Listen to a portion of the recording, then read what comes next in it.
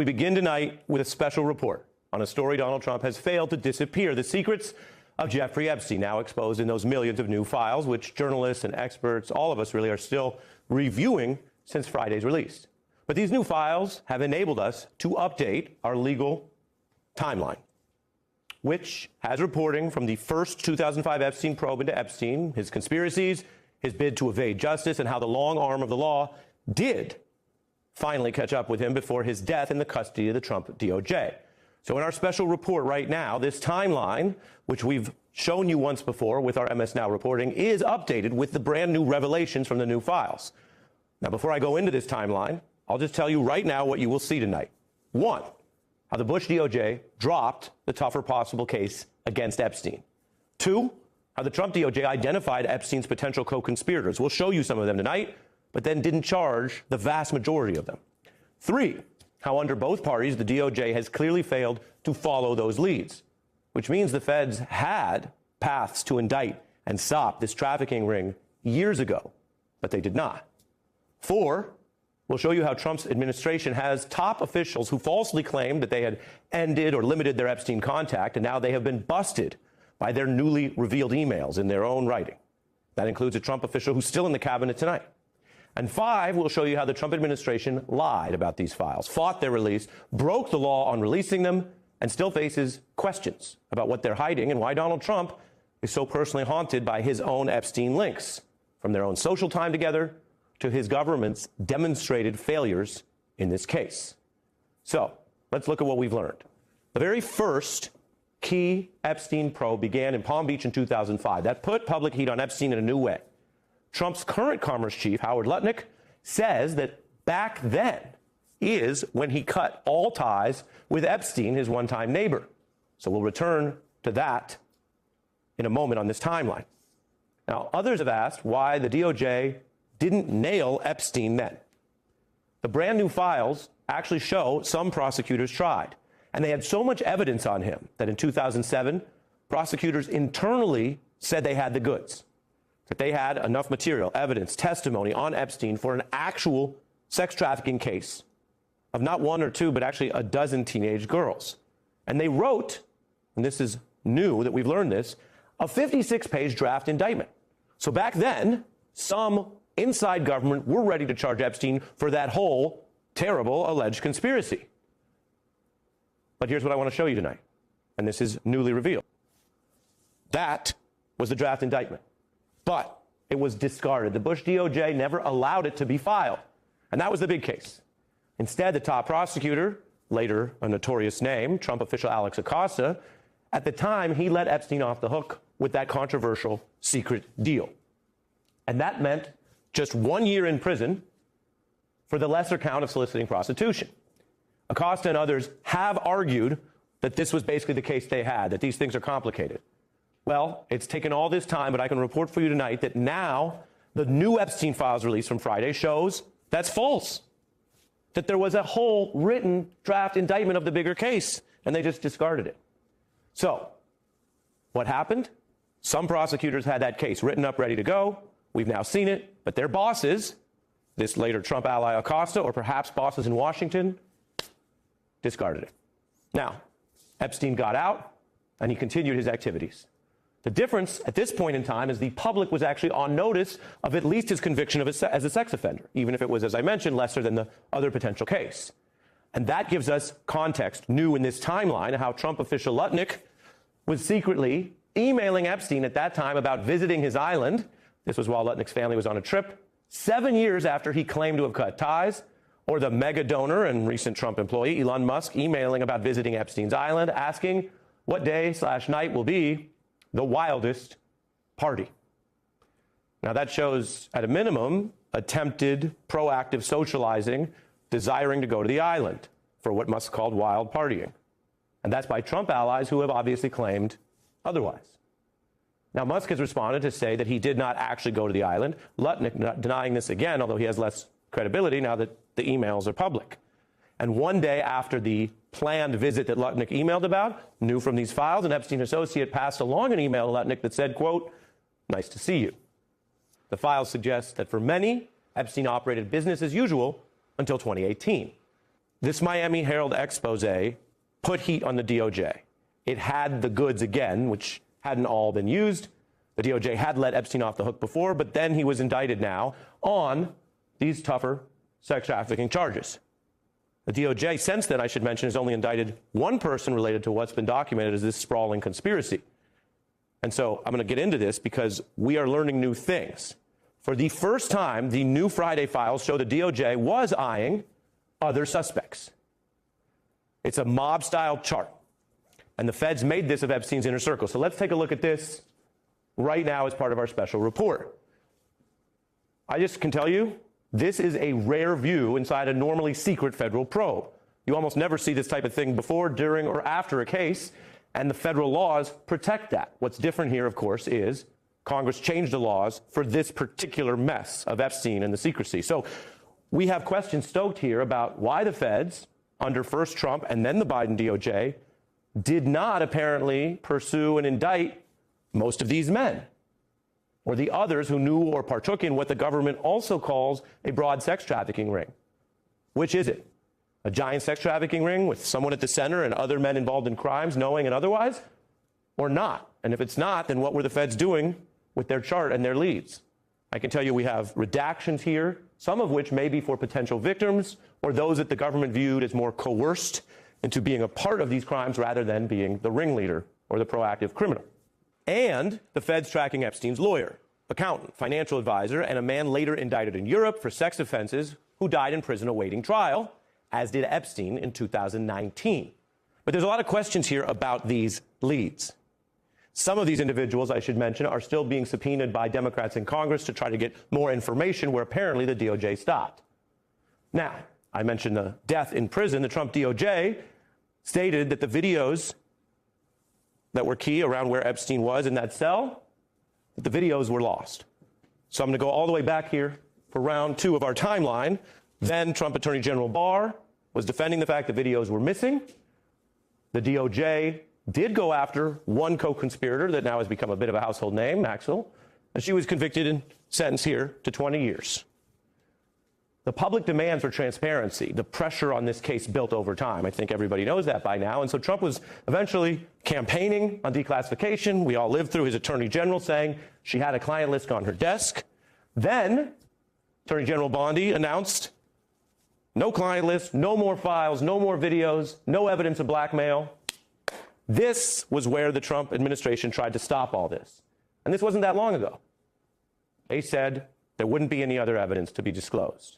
And that stoked outrage from victims, from experts, from members of Congress, as well as many people who were in Trump's MAGA base, who were promised very recently other things by Bondi and Trump himself. And Trump did something very unusual. He sent his loyal attorney, now at the DOJ, for this unusual interview with Maxwell, as I reminded you, the only other person charged for anything. And she was upgraded to a better prison facility.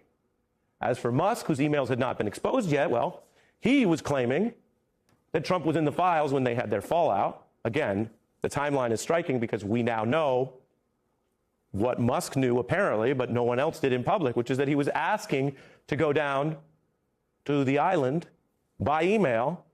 Musk, who understands technology, knew or had reason to know he was in the files. As for Lutnick, well, remember, he claimed he wasn't involved or in contact. That is undercut by the emails.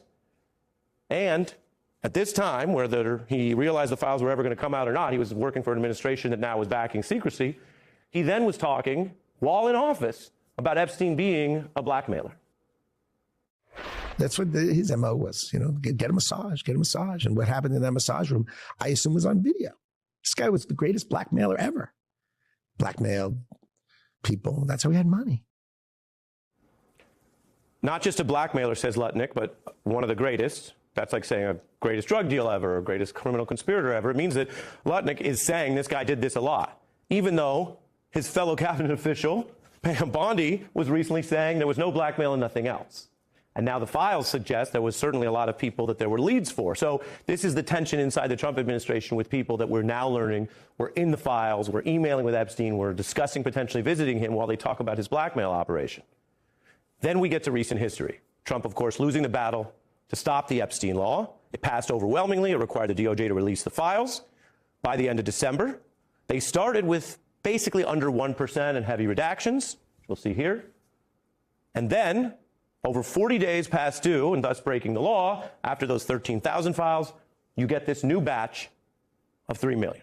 And many of the files have incriminating material that we've highlighted here, which can make more sense in the broader timeline. DOJ says this is the final drop. Epstein's accusers, though, note that after all of this delay, some lying, these errors, Trump keeping officials in his cabinet who now have been caught lying about this and had some tie to Epstein while saying he's a blackmailer. After all of that, victims note that the DOJ still had redaction errors at a minimum, that they exposed some identities at the very same time that they seemed so intent to go to great lengths to delay, deny, defy, or protect some people in the files. I don't think that there's a single survivor who was like, no, we shouldn't have done this. No, it needed to be done the right way. And it's just not. Everything was a power play. And now I'm feeling like this is a power play. Yes. My response to his comment is like the age-old phrase, this isn't over until we say it's over, meaning the 1,200 survivors fight for our right to see all the files. They really failed all of the survivors on this. It feels kind of in a way like additional intimidation, which is something that I think we all felt during our association with Jeffrey Epstein. The original crimes not dealt with, sometimes covered up by the government lying, and then finally following the law that it was forced to follow because it was so overwhelmingly passed over any possible veto by the president who keeps trying to hide the Epstein files. So these are just some of the key points we've learned about some of the key players who are still in government, exercising power now, as well as the way we got here. So I want to be clear about what we're learning, because there have been all sorts of articles about what's failed or how people are getting away or whether there will be consequences and accountability, whether that's in the public sphere of civic life and business or even legally. We know more than ever now about the lengths that federal authorities from different administrations and powerful men and their well-paid allies, lawyers and others were willing to go to bury these secrets. The obvious implication is it was not only to protect a controversial, then indicted, and later dead sex trafficker, but that they were trying to protect either themselves, the people who may have been a party to these crimes, including that chart of leads I showed you that we now know the government has had for years, or, as well, government cover-ups, which we've seen in many dimensions, where because they failed to do the right thing, or somebody overruled the right thing, stopping that early case I showed you, you have powerful people in government and connected to their predecessors and successors who don't want to go back in and look at how these files show how the federal government has repeatedly failed victims and justice. Well, the U.S. attorney wanted it to be otherwise for whatever reasons. We don't have to go into those. And I respect what you're saying. An indictment, even when it's filed, is just a charge and has to be proven. Sure. But the thing that's interesting is that we have the indictment now. I do not believe that anybody has the 82-page pros memo prosecuting the case. In other words, explaining why this indictment makes sense. They don't want that out, I believe. And if somebody has it, then let's talk about that. But I don't believe they have it. Yeah, and you're speaking, again, I'm only slowing you down because I just want to underscore the point. Right. When they say, oh, Bush-era DOJ, well, it was complicated. This was the deal we could get. We learned as of Friday, first time ever, no, actually people in your office had a lot more. And they didn't just have it in their minds, because sometimes we see cases where a prosecutor has a grand idea, but they didn't really have it all. Here, it was not, as I mentioned, one or two alleged victims. It was a dozen victims, minors. I want to play Lutnick for you, and then I'll let you get to your other points, but I just want to get this in. Sure. There is a very serious standard in this country, which we apply, unlike some people, try to apply fairly for all, which is we don't do guilt by association. The fact that somebody is mentioned does not mean they're automatically a part of the crime. That has to be researched and proven, obviously.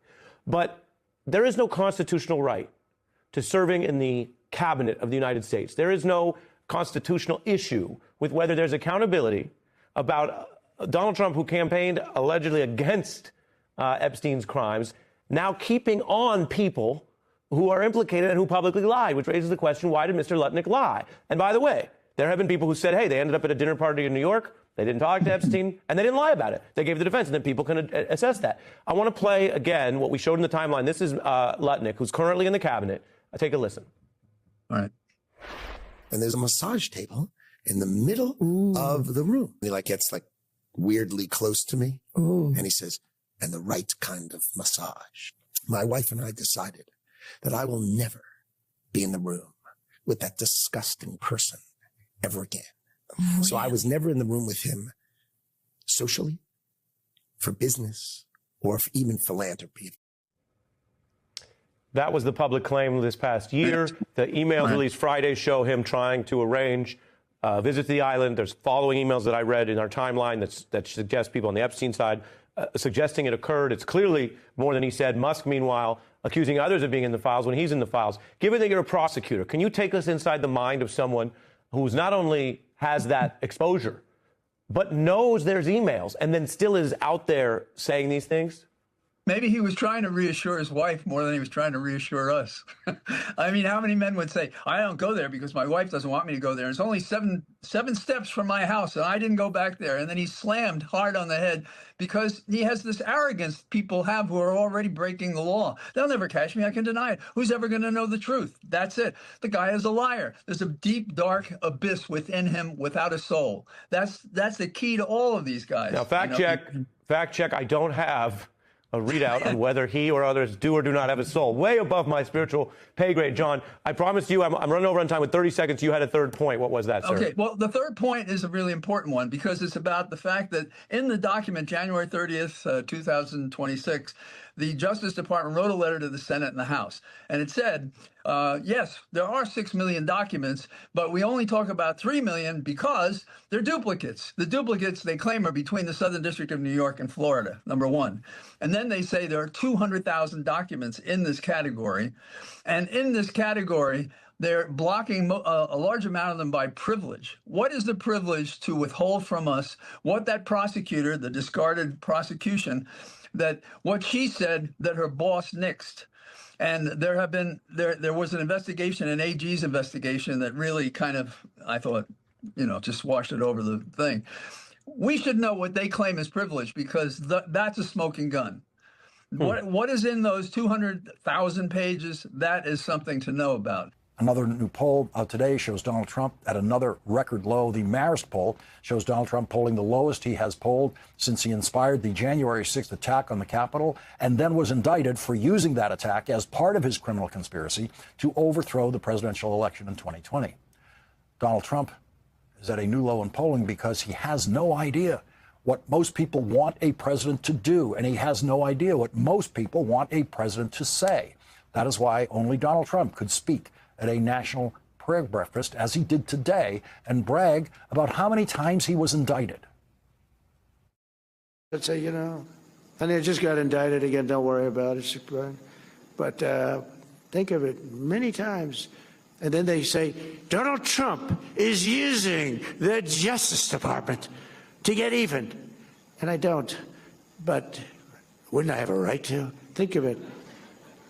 There's never been in history a president treated like I got treated. But they say I use it. And it's amazing. I did that interview yesterday, and they said that. They said the question, are you using the Justice Department for your own personal gain? They said, they indicted me 87 times. It's the most incredible thing. But we don't do that, Pam, do we? Huh? We do what's right. We do what's right. And Pam does it. Donald Trump brought his Secretary of Defense to the prayer breakfast, the only Secretary of Defense in history who has been married 3 times. Donald Trump and Pete Hegseth believe that marriage is one man married to one woman, then another woman, then another woman. And they were speaking to an audience filled with people who believe marriage should be between one man and one woman, and that gay people should not be allowed to be parents, that gay people as parents try to indoctrinate children and are a danger to other children in their children's schools. That room was filled with that kind of person. And it also included liberal-minded religious people in that room who don't think any of those things. But the real hardcore Christian nationalists in that room could be why Donald Trump didn't bring his Treasury Secretary to the National Prayer Breakfast, because Donald Trump's Treasury Secretary lives a life that some of the strongest Trump supporters at the National Prayer Breakfast believe is an abomination and a danger to this society. Scott Bessent lives a life that was illegal in his state until Democrats made it legal. Scott Bessent can thank the election of Bill Clinton to the presidency and the election of Barack Obama to the presidency for his right to live as a married man with his husband and children in his home state of South Carolina, where he grew up. It was illegal for Scott Bessent to be married to a man in South Carolina. When he got married in 2011, when he was living in New York and enjoying the rights granted to him by a government of the state of New York controlled by Democrats. South Carolina first banned marriage equality by law in 1996, saying marriage could only be granted to one man and one woman. But South Carolina wasn't satisfied with just having the legislature write it into their law books. 9 years later, South Carolina amended the state constitution to ban same-sex marriage and to amend the state constitution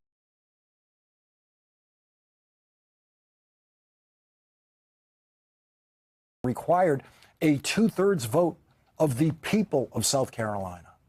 77.9% of the people of South Carolina voted to ban same-sex marriage, voted to ban Scott Bessent's marriage in their state. Scott Bessent's current neighbors in South Carolina overwhelmingly voted to ban his marriage in South Carolina. And the only reason he is allowed to live with his husband and children in South Carolina is that the 4 justices appointed to the Supreme Court by Bill Clinton and Barack Obama said that he could. And they were joined by 1 justice, Anthony Kennedy, appointed by a Republican president, who became the 5th vote in favor of same-sex marriage on the Supreme Court. And that's how Scott Bessent was allowed to return to his home state of South Carolina as a married gay man and father.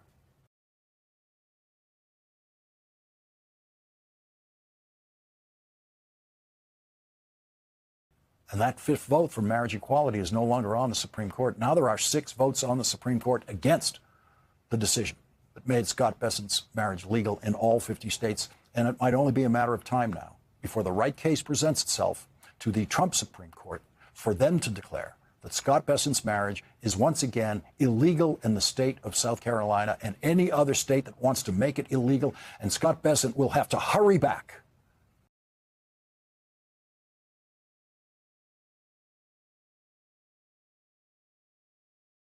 to New York or to California or to Massachusetts, where he will be welcomed in one of those states, welcomed with his husband and his children, welcomed in those states because those states are represented by senators who he stupidly thinks he can condescend to.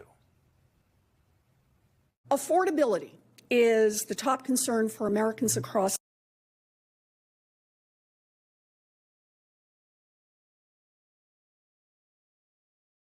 country. Donald Trump has called affordability, I want to get this right, a hoax. He's called it a scam. He's called it a con job. You're the Secretary of Treasury. You know the numbers. Is affordability a hoax, a scam, or a con job? Senator, it may be a bit nuanced for you, but what President Trump is referring to is the media saying that the affordability crisis was generated by this administration when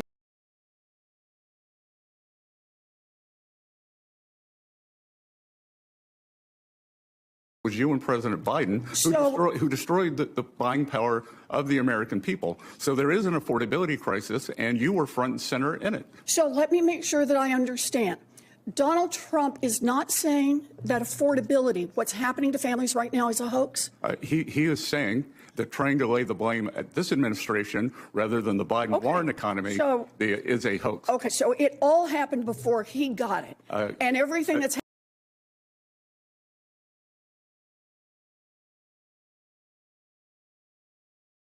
happened since then, nothing is a hoax here. The Biden-Warren economy. What a sleazy punk. We have never seen testimony like this in Senate hearings, in House hearings. We have never had cabinet members think that their job is to go into the hearings and insult the Democratic senators. We've never had any Democratic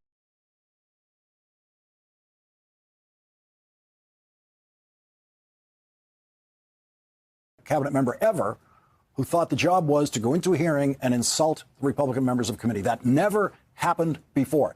That is a Trump cabinet invention, and they invented it this time around. That's not what they were doing last time. We've never had a more ridiculous Secretary of the Treasury than that clown who you just saw. In Donald Trump's first administration, I thought Steve Mnuchin was the lowest it could go, but he now looks like a statesman compared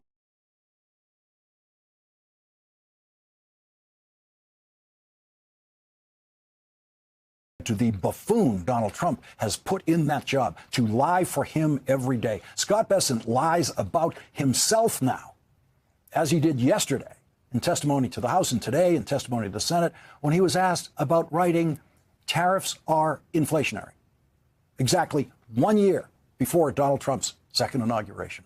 Those are Scott Bessent's written words, tariffs are inflationary. And in lying testimony yesterday,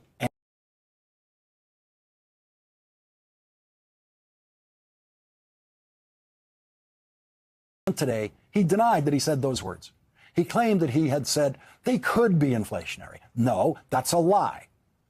And Scott Bessent lies with a deeply creepy ease. He exhibits no discomfort at all. He does it with the ease of a pathological liar. He does it with the ease of someone who was born lying. There was no evidence of Scott Bessent being a pathological liar before working for Donald Trump, but he is Donald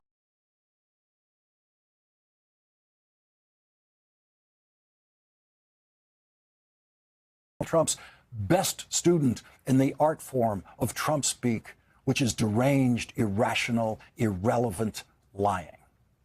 Think about what Scott Bessent, of all people, had to do to himself to become a Trumpian pathological liar in that Senate Banking Committee hearing today. The first Treasury Secretary to ever testify that way. 5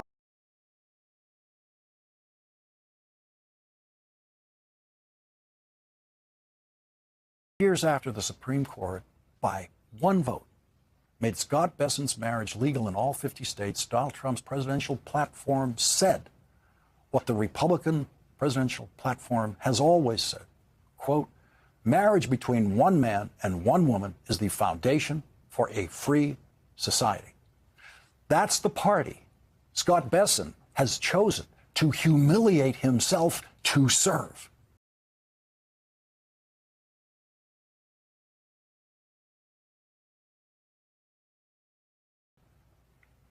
The Republican chairman of that committee, to whom Scott Bessent testified so respectfully today, voted against respect for Scott Bessent's marriage in 2022 when Democrats in the United States Senate passed the Respect for Marriage Act. Elizabeth Warren voted to respect Scott Bessent's marriage, as did every Democrat. He wants to sign the money.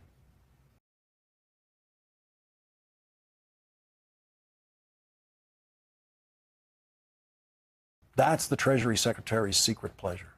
For every Treasury Secretary, it always is. I learned that the first time I was running a Senate confirmation hearing for a Treasury Secretary at the Senate Finance Committee when I was staff director of the committee.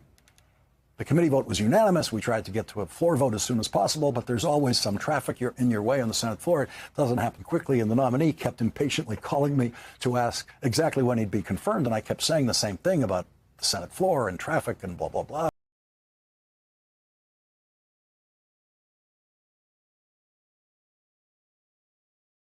Which I thought he would understand. And then, in a private conversation, one of his staff members told me what he was so eager about. He wants to sign the money. That's what the staff guy told me about the incoming Treasury Secretary. I'm surprised Donald Trump still lets the Treasury Secretary sign the money. Maybe Donald Trump doesn't know.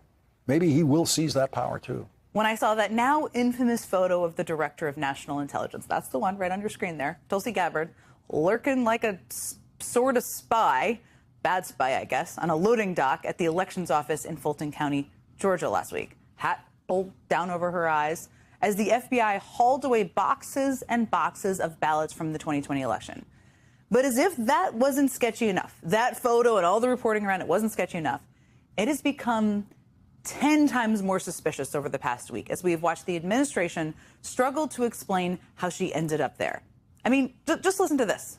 This was the first explanation we got from Deputy Attorney General Todd Blanche on Friday.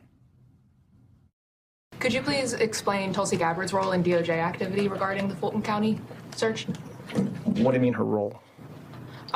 It was reported that she happened to be present in Atlanta. I mean, yes, I saw the same photos you did. I mean, she doesn't work for the Department of Justice or the FBI. The scorn. Todd Blanche is annoyed. Can you tell? The eyebrow, all of it. All right, so according to Todd Blanche, she just happened to be there. It was all just a coincidence. When in Georgia, why not pop by the latest raid, I guess. So that was explanation number one. Then on Monday, we got a different explanation from Gabbard herself, who wrote in a letter to members of Congress saying, my presence was requested by the president. Very clear. So that was explanation number two, a direct order from the president of the United States. Then yesterday, Trump himself was asked why Gabbard was there. And this is what he said. I'm not involved in it, but they are inspecting and checking the ballots. Why is Tulsi Gabbard there? I don't know. I don't know. I don't know why my own director of national intelligence, who told Congress I sent her to Fulton County in a letter, was there. All news to me. I don't know, Tom Yamas. No idea. So that was yesterday. Then this morning, Trump seemed to have a completely different explanation. We have our director of national and international intelligence, Tulsi Gabbard, who's doing a great job. Where's Tulsi? She took a lot of heat 2 days ago because she went in at Pam's insistence. She went in and she looked at votes. Oh, so now it was at Pam's insistence. So now it was Attorney General Pam Bondi's decision to send Tulsi Gabbard there. That's crazy because I could have sworn I heard someone deny that Tulsi Gabbard has any role with the Department of Justice, right? I saw the same photos you did. I mean, she doesn't work for the Department of Justice or the FBI. Okay, there you go. That's Pam Bondi's deputy there. Now, so after all of that this afternoon, reporters tried to once again, of course, get clarity on this question from White House Press Secretary Caroline Leavitt. But she somehow managed to make it even more confusing. Did President Trump himself ever ask DNI Gabbard to head down to Fulton County, Georgia? The president was asked and answered that question just yesterday. The president was asked and answered that question yesterday.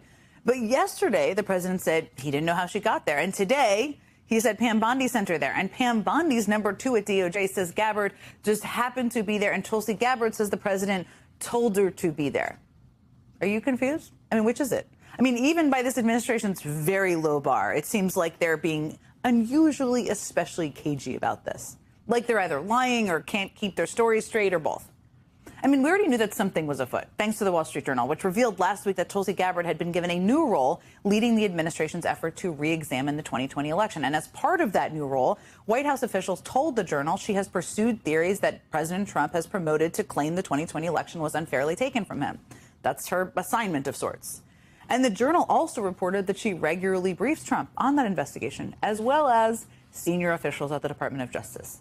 So when Todd Blanche, the Deputy Attorney General I've showed you a few times, clutches his pearls when he is asked what Gabbard was doing in Georgia, it turns out senior officials in his own department were receiving regular briefings on her shady project. Maybe even him. Who knows? And now new reporting suggests that Gabbard's mission to retroactively prove that Trump was a victim of a rigged election is far bigger than we know. And surprise, surprise, as in this is not a surprise at all. This is very predictable. It extends far beyond Georgia. Reuters is now reporting that back in the spring, Tulsi Gabbard led an investigation into Puerto Rico's voting machines. And that's according to three sources. The goal, according to the story, was to work with the FBI to investigate claims that Venezuela had hacked voting machines in Puerto Rico. And Gabbard's agency took on a coordinating role in that investigation. And our office told Reuters that they actually took an unspecified number of Puerto Rico's voting machines, as well as additional copies of data from the machines as part of its investigation. And let me just put a fine point on that. Because months before that unprecedented raid in Georgia last week, the Office of National Intelligence, of the Director of National Intelligence, was already working with the FBI to seize voting machines in Puerto Rico on a wild goose chase to hunt down evidence that Venezuela meddled with those machines. Now, three sources familiar with these events told Reuters the probe did not produce any clear evidence of Venezuelan interference in Puerto Rico's elections. Shocker. Of course it didn't. And Gabbard's office, despite confirming the existence of this investigation, denied that it has actually anything to do with Venezuela. They claim that this was all about searching for vulnerabilities in the island's electronic voting systems. That's what they say. But I just want to dig into that baseless allegation about Venezuelan vote rigging for a moment, because we already know that Trump himself has been absolutely fixated on this idea. In fact, Trump himself breathed new life into that conspiracy theory in a flurry of posts on social media, both before and after authorizing military action against Venezuela to topple Nicolas Maduro. And not only that, but long before we knew of Tulsi Gabbard's involvement in all of this, The Guardian reported in November that Trump's DOJ had been investigating the discredited claims of Venezuelan vote rigging. They revealed that two promoters of the bogus Venezuela conspiracy theory had repeatedly briefed Trump's U.S. attorney for the District of Puerto Rico, and that he had been very receptive to their claims. So there's that. And right around the same time that report came out, the New York Times reported that Venezuela's main opposition figure, Maria Machado, had also begun amplifying those same debunked claims that the Venezuelan government rigged the U.S. election, which of course fueled accusations that she was embracing misinformation to gain favor with the Trump administration. Now, all of this was happening in the weeks late last fall leading up to Trump's decision to send U.S. troops into Venezuela and capture Venezuelan President Nicolas Maduro. So clearly, this conspiracy theory was on Trump's mind. And let's remember here that this Venezuela election conspiracy didn't just pop out of nowhere. It's been around a while. I mean, it's most closely associated with Trump's crank lawyer, Sidney Powell, the notorious election denier who later pleaded guilty to charges of conspiracy. There she is in many boxes on your screen. Now, in the days just after the 2020 election, when Trump first started promoting his big lie, she and Rudy Giuliani ranted endlessly about how Venezuelan voting machines had manipulated the vote.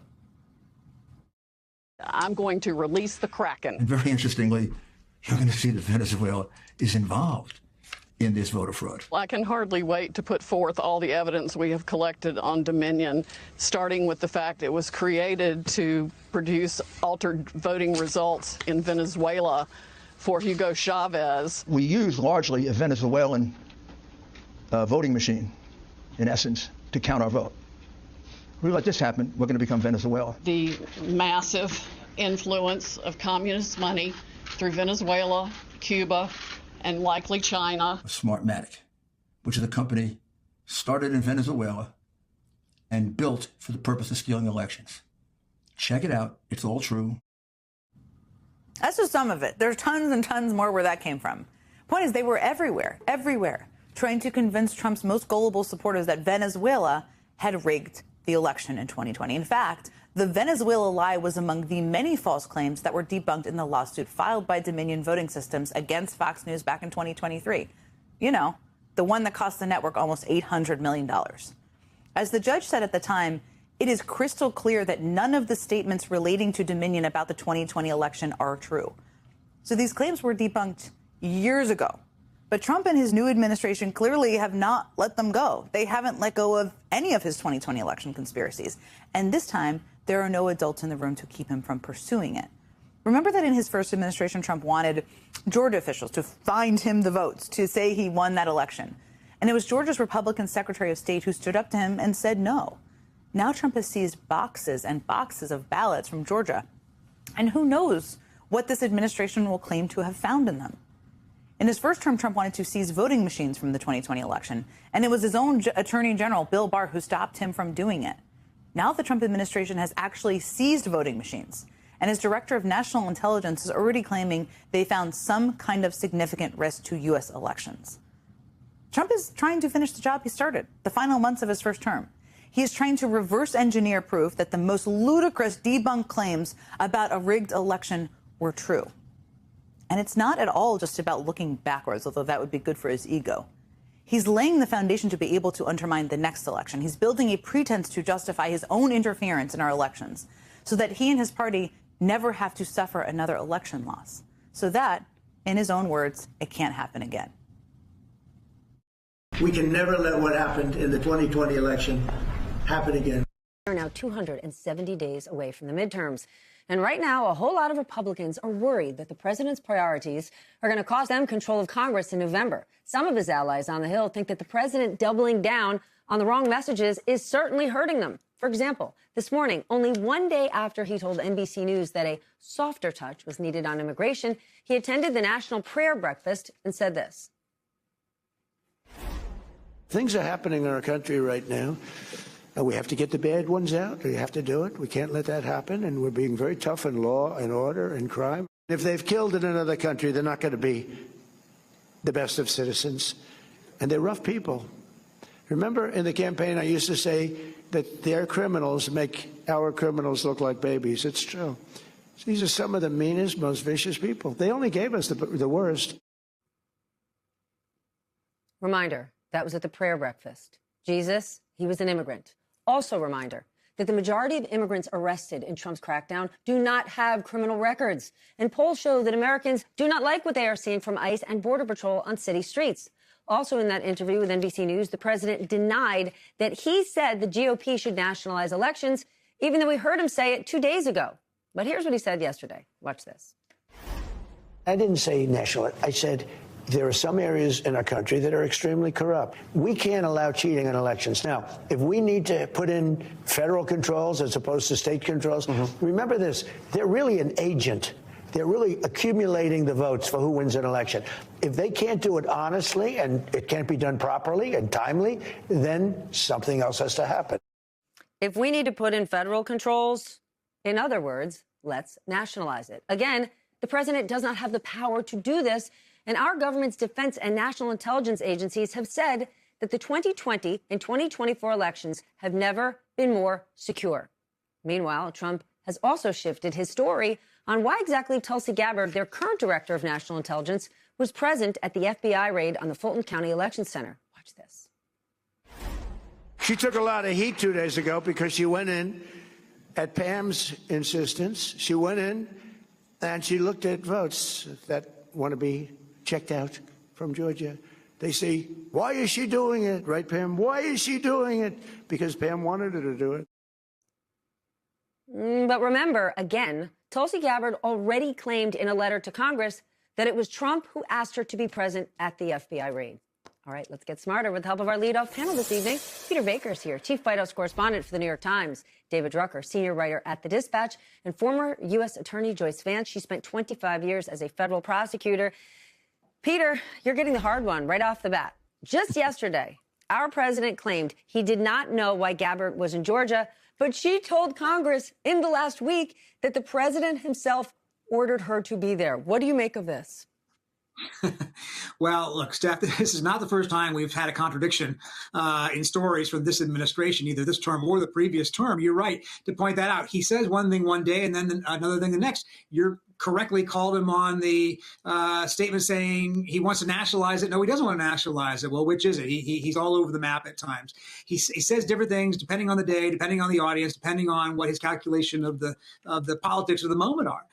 And what's fascinating about this is it's so out of the norm. Not only to have a director of national intelligence there, she's supposed to be in charge of protecting the country against foreign threats, not supposed to be monitoring, local elections in Atlanta, but also that the president himself got on the phone, thanks to Tulsi Gabbard, during the raid, during the search there with the FBI agents and encouraged them to do it. I'm trying to think of what would have been the president's reaction, President Trump's reaction, if President Biden had called the FBI agents who were raiding Mar-a-Lago back a couple of years back, what he would have made of that and what he would have said about the politics of that. This is a president who has made very clear to his agencies, whether it be the the Director of National Intelligence, the Justice Department, the FBI, that he wants them to find something that backs up the lies that he's been spreading about previous elections, which are just not true. Joyce, the New York Times reports that Gabbard used her cell phone to call Trump and address FBI agents who had taken part on speakerphone. Are there legal concerns here?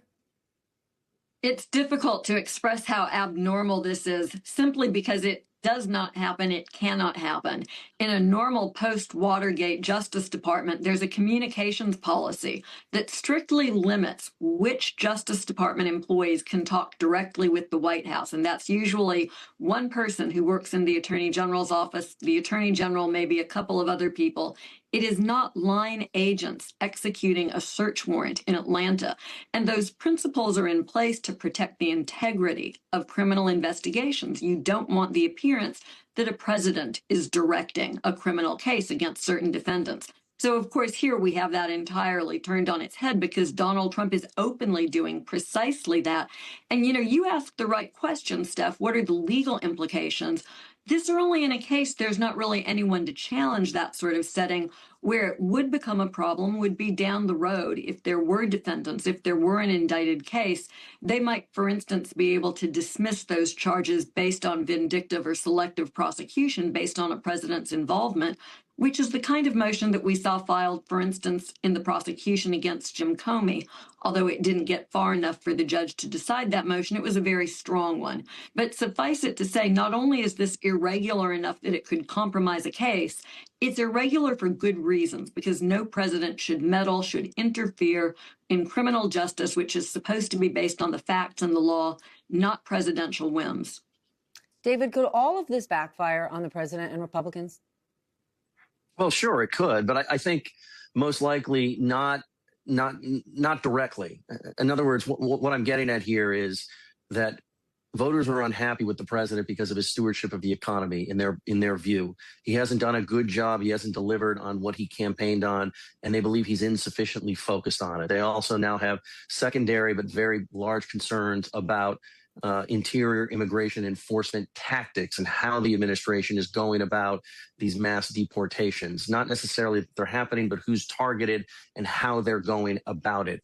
And, in the first presidency, in Trump's first presidency, Steph, the economy was pretty good and people didn't have a lot of complaints about it. And so there was a lot of space for voters to take a look at Trump's rhetoric and his unusual behavior. And he didn't do half the things he said he was going to do, but the fact that he talked about doing them, that unnerved voters. And it was one of the reasons why Democrats had a really good midterm election in 2018.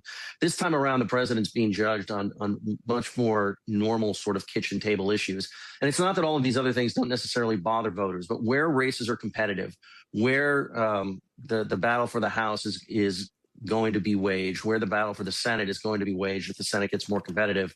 It's going to be about these normal economic and, in a sense, public safety issues, just because voters, it's not that they're not aware of what's happening, but they only have so much headspace usually in every election. And when the economy and public safety are such primary concerns, they put these other things to the side and they're going to come back to them later.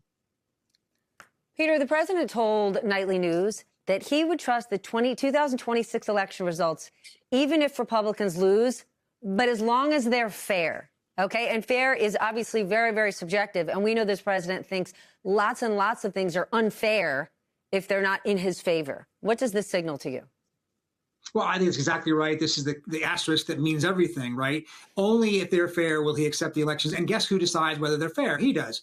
And we know, as you just said, that any election he loses or his side loses, he doesn't think is fair. He just said the other day that Abigail Spanberger cheated to win the Virginia governor's race, even though she won by 15 points. Okay, you're not going to be able to cheat your way to a 15-point win. There's no cheating on the scale that he's talking about anyway. But he can't accept any win by the other side. This goes back even before he was in politics, back when he was on TV and he lost an Emmy. He said it was rigged. It was cheated. Every time he loses, somebody else has cheated in some way. So what he's doing here is signaling already that he's not going to accept the 2026 election unless Republicans win.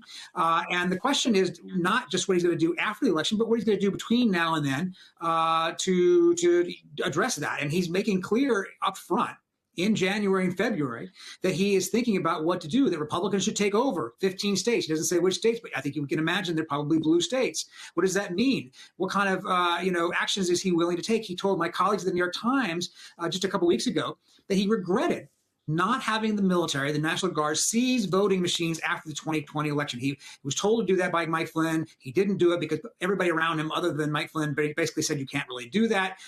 This time he said, I regret not doing it. I should have done that. Well, this is a different turn than it was last time, and he's signaling what he's thinking about. Joyce, is this even legal, just this idea of sort of these federal controls at the elections? Can he do that? He really can't. Elections are run by state and local officials. Congress has the ability to pass some legislation, in some cases providing for certain sorts of provisions or guarantees of election integrity. The president doesn't have a real role to play here. The problem is we've seen Donald Trump do exactly this kind of thing repeatedly. The rule of law does not matter to him, and he charges ahead until someone stops him. I think the good news in this context is that there are a variety of groups. There are lawyers like Mark Elias. There are civil rights groups like the Legal Defense Fund, people who are steeped in understanding how elections work and who are ready and willing to litigate these issues. Here it will be important not to wait for Election Day, but where there's some sort of indicia that Trump intends to inject himself inappropriately and illegally, then those lawsuits will have to be launched in advance to prevent that sort of action from taking place. You know, the last thing I'll say, Steph, something I did as a United States attorney for 8 years, and even before when I was a line prosecutor, every U.S. attorney's office has the job of protecting day of election operations. You engage with state and local partners beforehand. If there's a problem on the day of the election, if, for instance, say voters can't get into a certain polling place, you might interact with folks to make sure that the elections run fairly. But what you don't do, what you're prohibited from doing, is interfering with the outcome. You don't engage in the vote count. You don't have any role to play in who wins the election. And again, all of those principles are being stood on their head. The Clintons are doubling down on their push for public hearings as they are set to testify in a closed-door deposition before the House Oversight Committee on convicted sex offender Jeffrey Epstein. Meanwhile, the Republican and Democratic lawmakers behind the bipartisan Epstein Transparency Act, well, they're requesting a meeting with the Deputy Attorney General to ask why exactly the senders of some of the emails have been redacted. They argue that, quote, concealing the reputations of these powerful men is a blatant violation of the act. I want to bring in one of those lawmakers, Democratic Congressman Ro Khanna of California. Congressman, I am so happy, relieved to talk to you about all of these topics because they're what everybody cares about. Have you heard anything back from Deputy Attorney Blanche since you requested the meeting? Because as people who have my job are going through these emails, some of the most disgusting, offensive ones, it boggles the mind why the sender's name is blocked out. That's no victim. As bad as I thought the release was, it has been worse than even I anticipated and many of the survivors anticipated.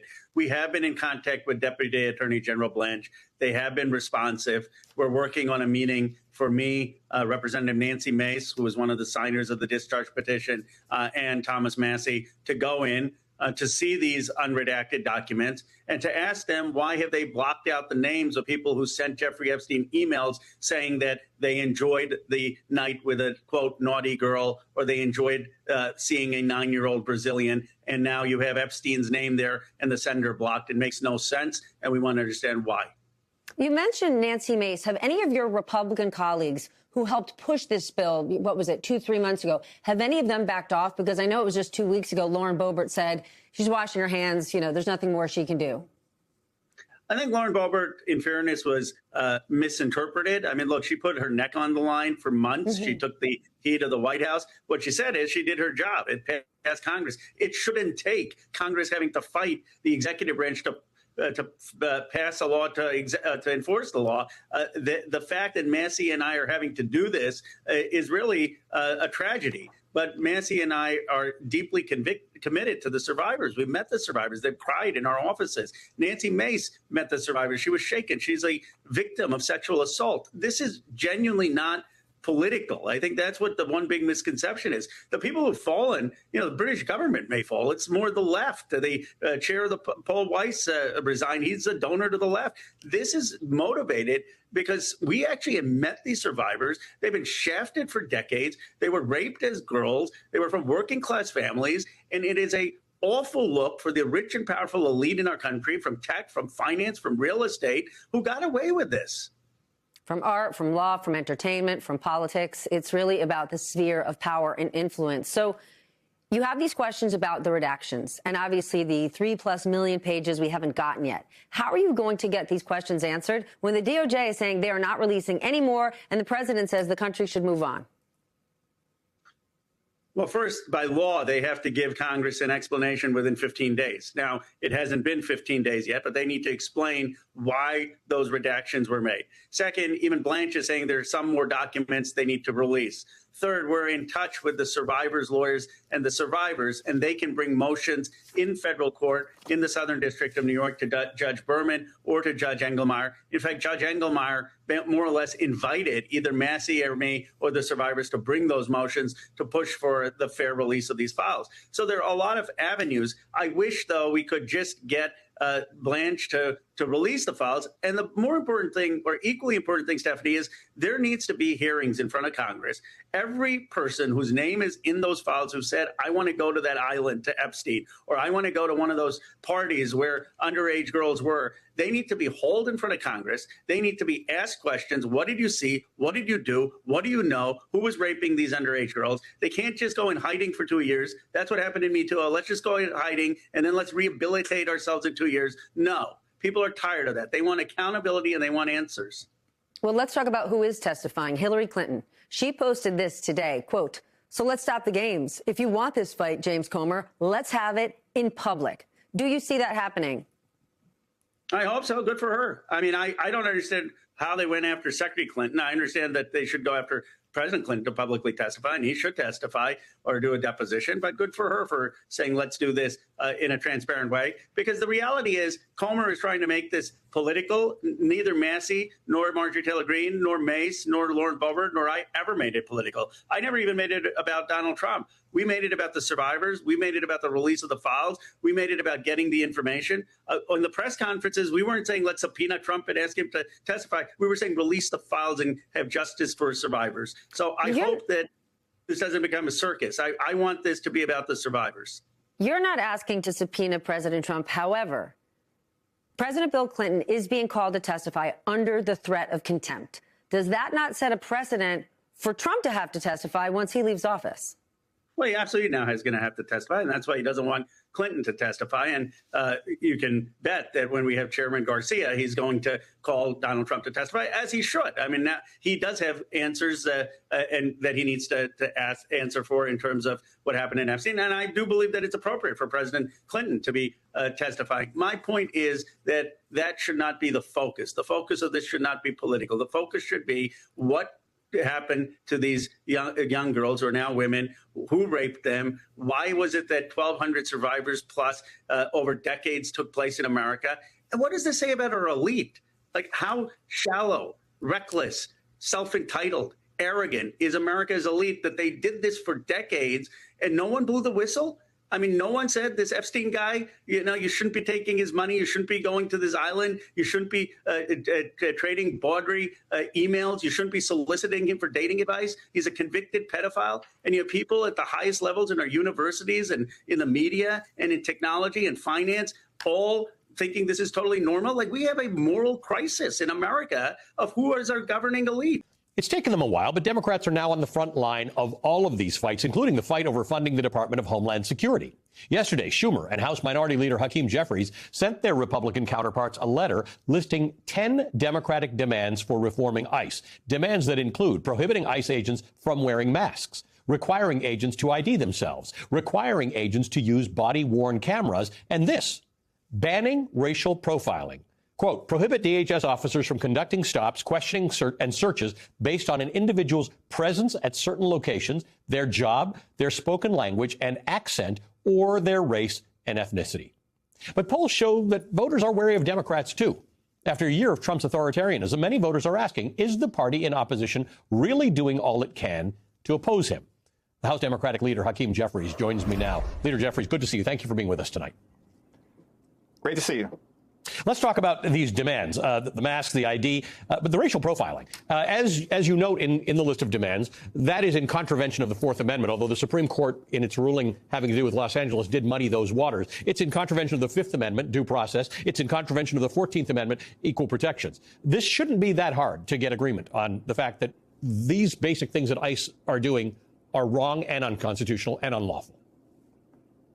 Well, that's exactly right. This shouldn't be that complicated for my Republican colleagues. Unfortunately, they continue to bend the knee to the Trump administration to try to unleash this extremism and brutality on the American people. Our view here, top line, is simple. Taxpayer dollars should be used to make life more affordable for everyday Americans, not brutalize or kill them. We know ICE is out of control and needs to be reined in, along with the other related agencies. Immigration enforcement should be fair, should be just, and it should be humane. And we've got to make sure that there are dramatic changes at DHS. And in the absence of that, there should not be a funding agreement that moves forward. What kind of leverage do you have on that? Because if that funding agreement doesn't move forward, this is a DHS-specific funding agreement. Obviously, some employees will work and have to work without pay. DHS overwhelmingly has employees like that who have to stay at work. There's some FEMA activity there. There's some TSA activity. There's Coast Guard. How do you manage that situation if there's a so-called DHS shutdown? Well, we support FEMA, of course. We support TSA, hardworking agents who help keep us safe as we transit from one place to another via airplane. And we, of course, support the Coast Guard. Now, if we confront a situation where there's a DHS shutdown, it's because Republicans will basically have decided that they don't mind shutting down FEMA or Coast Guard or TSA because they don't want ICE to be held accountable. And they don't want ICE to be forced to conduct themselves like every other law enforcement agency in the country. That's fundamentally what we're trying to achieve here, so that this type of violence and brutality and assault and extremism that we've seen is not unleashed on American citizens, on law-abiding immigrant families, and on the American people. You have, at the moment, your Republican colleagues have a 3-vote lead in Congress. Right now, polls are closed in New Jersey in the House primary special election. Tom Malinowski seems to be in the lead at the moment. But the bottom line is that election is going to be on April 16th. It'll most likely be won by a Democrat. At that point, you've got a 3-vote lead from Republicans. Talk to me about this. There have been a lot of elections around the country where Democrats have won by much larger margins than they won in November. Tell me how you use that to motivate your Republican friends. Well, listen, Republicans have been losing races up and down the ballot across the country since January of 2025. In fact, you can't point to a meaningful race that Democrats have lost. Of course, in the off-year election in November of 2025, we won all across the country, in New Jersey, in New York, in Virginia, in Georgia, in Pennsylvania, in Mississippi, of course, in California, Prop 50. We then won the mayor's race in Miami in December for the first time in 30 years, a Democrat. Now, we've been leaning into the issues that we know matter to the American people, driving down the high cost of living, where Republicans have failed, fixing our broken health care system. We know Republicans have brought us a health care crisis that is devastating the American people. And we'll continue to point out as Democrats that Republicans can either stand on the side of the American people and uplift our values and our way of life, or continue to be reckless rubber stamps for Donald Trump's extreme agenda. And if they continue to do the latter, they're going to lose. And hopefully you'll have a handful of enlightened Republicans decide that they better stop functioning in a cult-like fashion and start functioning like they're part of a separate and co-equal branch of government, not a wholly owned subsidiary of the Trump cartel. And we started to see some of that on some bills, right? We started to see, obviously, with the Epstein Act, we saw it, but in other places where some Republicans have been pretty open about going over and voting with Democrats. Can you whittle away enough at that before the next election in a way that causes Republicans to say, hey, we have to stop this. We are not only going to lose our majority in November, most likely, but we may lose it effectively because enough Republicans will defect. Well, that's right. We only need a handful of Republicans, for instance, to join us in our efforts to bring about dramatic change with respect to DHS and the way in which ICE agents are conducting themselves on American streets all across the country. And we have been successful in pushing discharge petitions where we're forcing votes on the House floor, and Republicans are joining us. That was the case on the Epstein files. That was the case where 20 Republicans joined Democrats in the latter part of last year when we overrode in the House a Trump executive order that ripped away collective bargaining rights from more than 1 million hardworking federal employees. And as you know, in the beginning of this year, we were successful in passing a 3-year extension in the House of the Affordable Care Act tax credits to prevent tens of millions of Americans from experiencing dramatically increased health insurance premiums, co-pays, and deductibles. Every single Democrat at the time, 213 of us, were joined by 17 Republicans in getting that done. And so we'll continue to press our case. We have them on the run, and we're not going to let our foot off the gas pedal. Let's talk about the Epstein stuff. The Clintons have agreed to testify in the House, and Hillary Clinton is saying, let's make it public. Let's just put it all out there. How will that affect your decisions if you become the Speaker of the House? If a former president has been asked to testify before the House, does that mean that you ask Donald Trump to do the same? Well, listen, certainly Donald Trump likes to conduct himself as if he should be held to a standard different than every other American president or former president. And we can't allow that to happen on all of the things. And certainly it's going to be the case that in a Democratic majority, we're going to fight hard to tackle the issues that matter, to drive down the high cost of living, fight hard to fix our broken healthcare system, of course. But also at the same period of time, we've got to clean up the corruption that exists in Washington, D.C., in the Congress, with the Supreme Court, and also deal with Donald Trump and his administration, who spend all of their time, it seems like, trying to enrich themselves, their family, and their friends, as opposed to focusing on doing their job to make life better for the American people. We will hold the Trump administration accountable in a manner consistent with what the House should be all about, a check and balance on an out-of-control administration. What do you make of this business about nationalizing elections? Every day Donald Trump sort of says it differently, and then some Republicans say they don't like it, and the White House walks it back. But he is talking about not changing our entire election system, just changing it in some places. He didn't mention Detroit and Philadelphia and Atlanta. I wonder what they all have in common. It's dangerous talk. One can laugh about it, but it's really dangerous talk.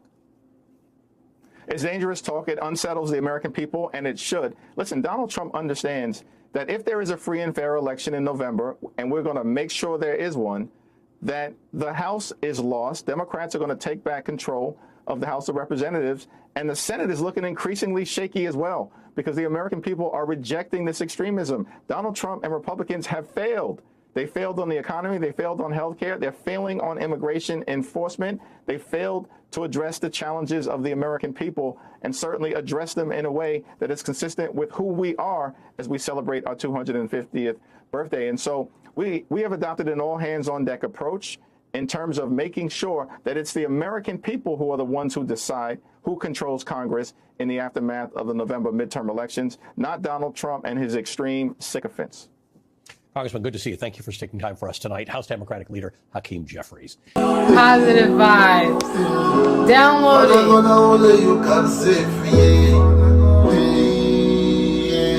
The system are really trafficking me. Brother man, we've been a try, we've been a fight every day. We've never surrendered. Them here with Christ. Thank them don't care if we die. You see them agenda. God protect me lives. See man them not afraid for Christ. And them felt to guide them. They know the only we reside. Only but why not beside. But the world is their problem. We've been a try, we've been a fight every day. Never surrender. Them here with Christ. And them don't care if we die. You see them agenda. Lord protect me lives. Man that don't faith in Christ. I never take guide them. They know the only we reside. Only but why not beside. The world is their problem. Thank you. Father, God, only you can save me. Oh, it's gonna blow. You are amazing. People love your song. The system are really trafficking me. This is not the first time this happens to me. Last time I played it, they was like, who is this? Like, you're awesome. You're gonna make it. You're a star. You are a star, okay? You're a star, okay? Them here with Christ, and them don't care if we die. You see them agenda. Lord protect me lives. See man them no friends with Christ, and them felt to guide them. They know the only we reside. Only but why not beside. But the world is their problem. Father, God, keep your eyes for me life and me kids. Only you can hear me Christ and you never deceive. We not perfect as human beings, we can be weakness. We always try to keep it clean and avoid the sickness. I true say many of them not real, but it's not my business. Fight is not the way to see it, when we have it in less. So many you leave them on my yard, but them never come back. The family hope here, postcard, but them never get that. This is some plan we used to own, we come and sell it to them. The places that we used to farm them and the first wicked. Uncle Sam and them cause he make him profit. And every time we try to stand up, take a head and we see. Grandma violence, one we street, but we still a resist. Only per man of God and preach, try to still a persist. Hey, Father God, only you can save me. Hey, the system are really trafficking me. Hey, we've been a try, we've been a fight every day. We never surrender. here with Christ, but them don't care if we die. We see them agenda, Lord protect me lives. The man them not afraid for Christ, and them felt to guide them. They know the bully we reside. Only by while up beside, but the wealth is their problem. Been a fight, been a fight every day, never surrender. Them here with Christ, but them don't care if we die. We see them agenda, Lord protect me lives. The man them not afraid for Christ, and devil to guide them. They know the bully we reside. Only by while up beside, but the wealth is their problem. He's awesome, guys. Go download his song. I think he's so cool. Okay?